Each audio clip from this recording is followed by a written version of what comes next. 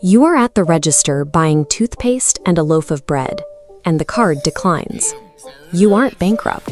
The $11.40 simply hasn't cleared yet from the transfer you made this morning. You step aside. You refresh the banking app twice. The cashier waits. The person behind you waits. You feel something physical shrink inside your chest. Welcome to the $20,000 baseline. You make $10 an hour. You don't know this because you calculated it. You know it because the math follows you into every room. It is a loud presence following you into the grocery store, to the gas pump, and into every conversation you avoid about what you do for a living.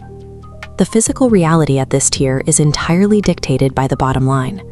Rent is $750 for a single room in someone else's house, living by their rules, hearing their noise through the wall at 2 in the morning. Your car has 190,000 miles on it, and the check engine light feels permanent. You eat ramen or rice, whatever sits on the bottom shelf. This diagram illustrates the operational trap of this income level. Every decision is a strictly mutually exclusive trade. You have $20.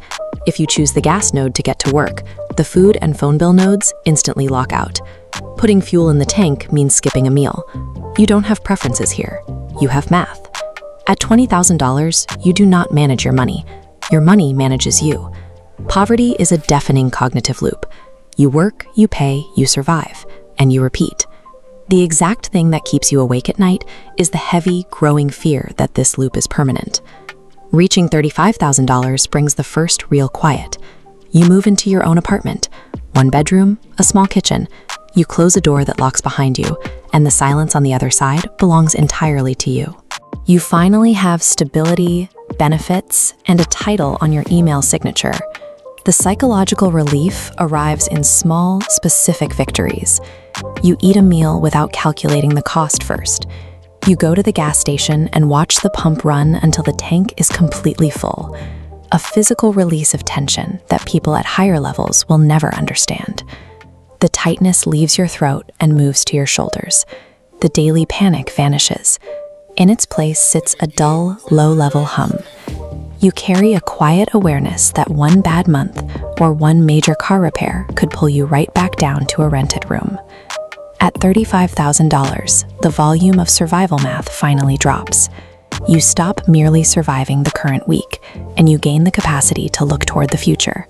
At $50,000, you meet all the basic societal requirements.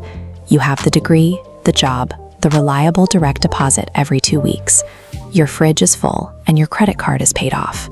Yet somehow, doing everything right feels disappointingly ordinary. You sit down and run the numbers for the next 30 years. Same raises, same trajectory. The number at the end is survivable. The dread seeps in slowly, like cold air through a window you can't find. This timeline represents the tension of the middle-class squeeze.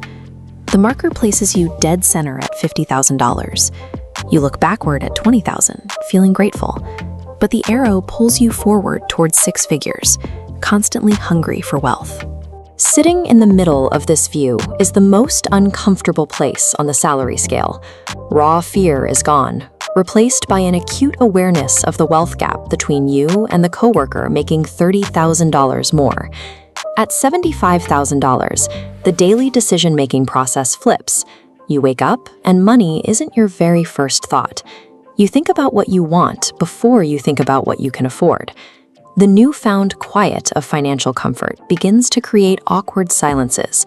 You stop mentioning your new second bedroom to your friends who are still renting rooms. The financial altitude naturally pulls you away from them, creating gaps in the conversation. This image captures the paradox of crossing the 6-figure mark. You spent years chasing $100,000, assuming it was a destination. Instead, it feels exactly like stepping through an open doorway into an endlessly repeating series of empty rooms. You suddenly face a barrage of complex tax realities, unsolicited opinions from family, and endless options without any clear direction. At $150,000, the change goes beyond the nicer car or real vacations. You start to lose the memory of what daily money panic actually feels like. A friend asks to borrow money. The amount is completely trivial to you, but the weight of their gratitude catches you off guard. As money stops being a daily concern, it quietly transforms into a permanent wedge, making it impossible to relate to the panic of your former peers. Welcome to the $250,000 bracket.